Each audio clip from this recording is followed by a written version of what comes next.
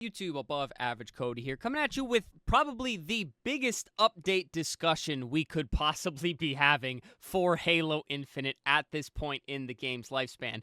That's right, if you've been living under a rock and you have not been reading these Halo Waypoint posts, the gameplay in Halo Infinite is about to take a massive shift. For what reason? I don't really know. A lot of it is off of community feedback, but I have a lot of thoughts beyond that I will be sharing throughout this video. But guys, there is literally so much to go through, and I'm going to try to cover here for you guys, the viewers, what I feel is the most important. And we're going to be starting on, of course, the ranked update tab here in the news of Halo Waypoint, but there is also an overall balance update one. Again, we're going to try to breeze through all of this because there are a lot of changes that you guys are going to want to know about before the update goes live later today, July 30th, y'all. And first things first, I will say I do not care about a single thing in this update if they do not fix the current server issues. If y'all are having issues finding games, it's not just you. I just did a whole video on this the other day, so I'm not going to go into it now. Let's start, rattling off some of these updates here. And, guys, I really did not know where I wanted to start, so I had to start in the ranked one because the Bandit Evo will be changing. This is the most important gun for you guys if you play ranked at all. We are finally getting some adjustments. We are getting a slower rate of fire to address community feedback from 2.9 units to 2.715. This has been highly requested since it pretty much dropped in the game. And again, I don't know why we're seeing a change to it so late. Again, have some thoughts on that. We'll get to it once I rattle off a few more of these changes. But it will be slowing down big time, and then improvement to the red reticle headshot accuracy. So, slower rate of fire gives you more time to turn around and hopefully change the tides of some of those gunfights where they get first bullet. This will also make it not feel as easy to fry somebody, because if you guys are out there getting perfects and you have that really good consistent aim, you're absolutely melting some of your enemies probably a little bit too fast, and this will slow that down. And now the headshots will feel a little bit easier to hit, which I don't know if you really need that. I think you may be able to get away with just slowing down the weapon, but it'll be really interesting to see how this plays, and to see if it does, in fact, feel more balanced. So, again, that is the Bandit Evo, starting weapon in rank. That's a big change. Now, the Disruptor, guys, they're bringing back damage over time. I don't understand why they took it away, right? The Disruptor felt a little OP early on, but they took away the damage over time, and then it became useless. I think they adjusted it once, maybe twice, to try to make it more viable. Still nobody picking that thing up, y'all. So damage over time is back. They adjusted it a little bit more here and there, and the damage over time will not cause descope. So the Disruptor we all knew and loved from way back, I think they changed it in like Season 3, maybe even sooner than that. It was pretty useful. You know, it was a bit of a noob weapon, I'd say, but sometimes you're in a pinch, and it was actually viable. But nowadays, without fast, for example, the Bandit kills you, it just wasn't useful. So this should be interesting here to see this come back with damage over time. The AR, they made it basically so that at full fire, the bloom was a little bit too insane, and the bullets kind of just went every which way. So they minimized the error angle of the weapon, so it'll just feel a little bit more consistent. Because let's be real, those people who are mag dumping the AR, it was either a success or an absolute failure, especially if they're more than maybe 10 to 15 feet away from you. So this will be not a big change, but it will feel more consistent, and you'll notice that is a lot of what they are trying to do with this update. I think a lot of it could be for another season of the HCS, which, frankly, this last event I saw, I wasn't so sure if that would be the case. But a lot of these changes this deep into the game, I find it hard to believe they're like, oh, our loyal ranked players, let us finally make the experience better for you. No, it makes me feel like they're probably rearing up for another season of HCS, but I cannot confirm or deny that. Those are just my thoughts. Now, the Spanker is getting some changes, which, frankly, I'm a little bit surprised, but also very happy at the same time. So the damage fall off feels more consistent. Adjusted fall off function so players are not left with a sliver of health. The reasoning behind this, guys, if you don't really know what they're talking about here, with the rocket launcher, it kind of feels like you either die or you are the most one-shot player on the map. You are weak as weak can be. And it felt inconsistent. You put a rocket right next to somebody, they're still alive. You put a rocket the same distance away, it seems like they're dead. So it leads to a lot of like, how did I not kill him with the rocket launcher there? But it sounds like they're kind of remedying this a little bit because the outer damage radius was adjusted. To make it a little bit smaller, so it may be a little more consistent distance-wise on whether or not it either A, kills you, or B, just does a little bit of damage, but that has yet to be seen. We'll find out later today. And then they increased the max reserve ammo from 6 to 8, so it sounds like the Spanker's you're going to have to be a little bit more precise with it if you want to, A, get those kills, and B, deal substantial damage where you can just switch to your Bandit and tap them, but, you will get more rockets, so so we'll see how that goes, I suppose. And now grenades, guys. If you did not already know, I don't know why we're just getting it now, but grenade jumping is now back. You throw the grenade at your feet, you jump at the right time. It gives you that little extra boost when it explodes to shoot you upwards or to the side. I do not know why we lost grenade jumping in the first place, honestly. It feels very Halo to me. It doesn't provide any huge advantages. I mean, you can do things like make that jump on the front of Aquarius now to the base with a flag now. But other than that, like, I don't understand why this wasn't a thing. Anyways, frags, plasmas, spike grenades, added impulse to each of these grenades. If you don't know what impulse means, it's just going to basically push you outwards from the grenade blast, which allows you to go up, sideways, anything of the sort. I think this is great. This is cool. I think this will play fine in Halo Infinite. Again, I don't see a single issue with this. I'm just more surprised that we're just now getting it this deep into the game. And now, guys, bigger changes. There's a lot more weapon changes, but these are kind of all the ones that pertain to ranked. I will briefly scroll through them on the back half of this video. I'm just covering ranked because, frankly, guys, with the HCS and what I primarily play, this is just more important, frankly. No offense to you, social and BTB players and things like that, but here on the channel, we do a lot of ranked. So spawn updates, guys. Lot of spawn changes, I guess. So spawn points in the middle of the maps that were cringe have been removed. That's great. That's fine.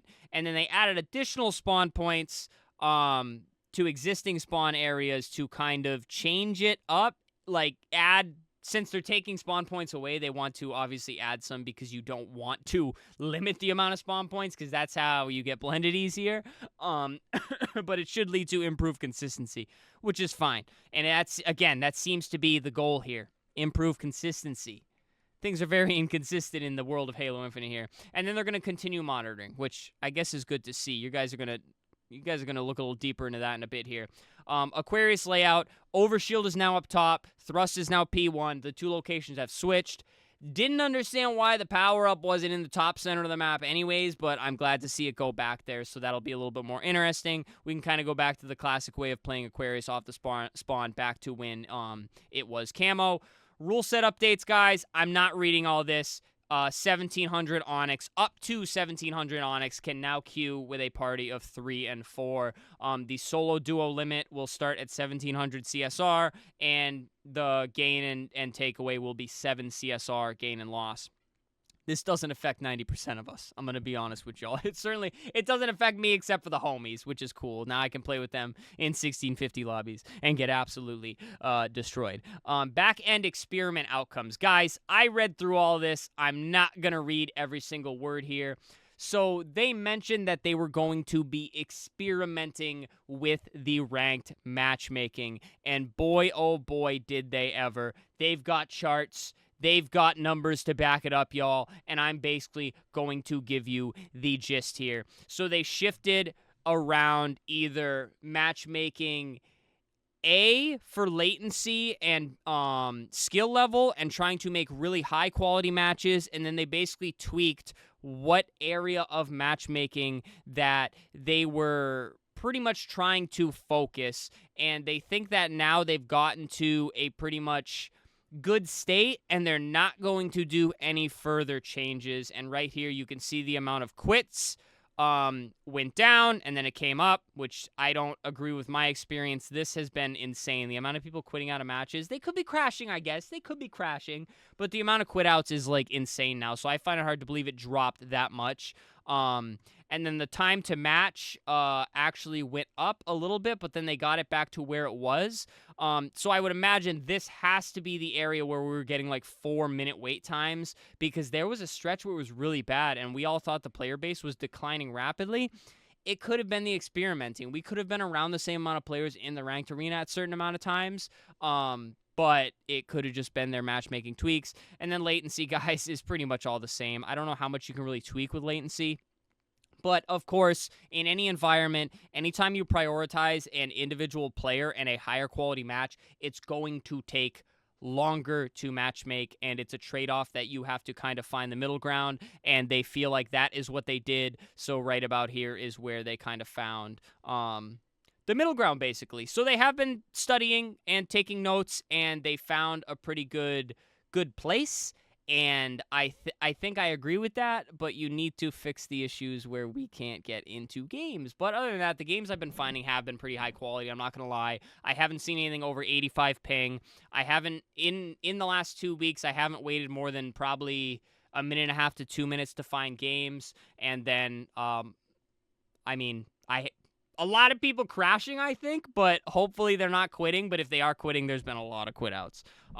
Ranked Slayer, guys, they adjusted the map pool, added maps, removed maps, and I'm not going to get super deep into that because, again, we're going to go back up and we're going to cover some of the other balance updates. But I want to give some thoughts on why they are even bothering doing this now, because I think they are, A, gearing up for another season of the HCS, because let's be real, when they say community feedback, there are some things, I think Lucid even took a little dig at it in one of his interviews, but he was talking about the Bandit, I believe, and he's been just spewing off about the Bandit on Twitter for quite some time, and a lot of the pros have, saying how quickly the gun kills. So it's like, why make changes now?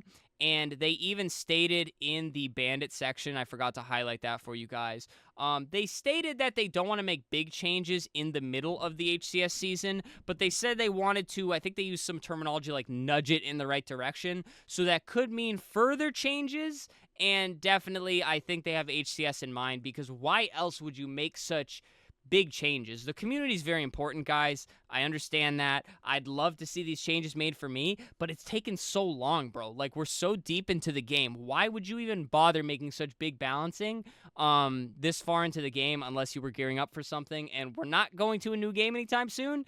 So I think they are gearing up for a new season of the HCS. And second, guys, I think they are learning as much as they can, so if and when it does come down to a new game from 343, it's not a complete flop. I'm not going to speculate too deep in there because this is just me reaching back into every orifice of my brain to think about why 343 is bothering now to make these balancing changes that have been asked for a long time. But that's just kind of my thoughts on the matter, guys. So I'm not going to go deep into it. Feel free to comment. Feel free to run away with it. Feel free to tell me I'm outright wrong. I don't care. Go down below and do that, guys. But I'm going to fly through the sandbox update here, and then I'll leave you guys to it. Update when I'm uploading this should be going live probably around 1 p.m. Eastern time. So maybe I'm going to upload this maybe 4 hours from the time you're watching this video. Anyways, Operation Fleet Comp, July 30th, guys. Most of the weapons we already covered here. Bandit. Sentinel Beam will be getting changed. I don't believe it's coming back to ranked because they did not put it in the ranked section. But they are making the Sentinel Beam a lot more consistent. It's not getting any headshot multiplier, and then there is no damage fall off. So no matter the range, it will be doing the same amount of damage. I'm hoping this means that maybe they're testing it in social to see if it can come back to ranked, but they did actually take some time to adjust the Sentinel Beam, which I am perfectly fine with. They adjusted the Ravager, slight buff, 5 shots instead of 6, tomato. We already went over the AR. The Skewer is actually getting a faster reload speed because, like they say here, it's a one-and-done gun. You shoot it, and you never reload it. You pick up one that's empty. You don't bother reloading it. Let's be real here, guys. But again, I'm hoping to maybe see it come back in ranked. I mean, I think it was only on Catalyst for a little bit, if I'm not mistaken. Am I wrong? I might be wrong. Tell me in the comments if I'm wrong. I swear it was in ranked at one point on one map, but I could be wrong. Spanker Changes, S7 Sniper, total max rounds 2024. Again, only social. Total max rounds Bulldog 21 to 28. And then they changed a bunch of the legendary weapon variants, which, guys, I'll put it on screen. But I am not reading through all that. I'm going to be honest with y'all, because that is a lot. But the reason I want to show you this, guys, is they are making so many changes, balancing, spawn changes, and this is, again, this is unheard of to see in a game this far. So maybe Halo Infinite's not cooked yet with the current server issues. I think it's pretty damn close.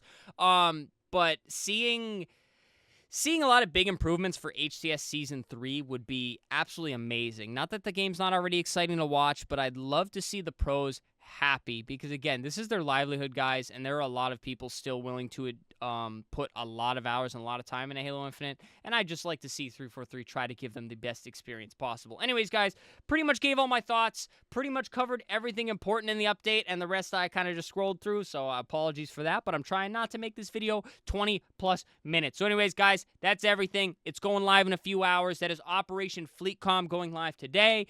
Subscribe to the channel here. A lot of Halo content. Been mixing in some other stuff, but we're back on the grind to Onyx, so we have been doing mostly Halo. So, guys, if you're into that, subscribe. Leave a like on this video, guys. Leave a comment. All of your thoughts on this update, because, my goodness, there is a lot to talk about. And then, finally, guys, channel memberships and super thanks. If you'd like to support monetarily, it helps me out a lot as a content creator, but please do not feel like you have to. But alrighty, y'all. That does it from me. Let's hope they fix the servers tomorrow with this update. Otherwise, again, I don't really care. But alrighty, guys, stay happy, stay healthy, and stay tuned for the next video.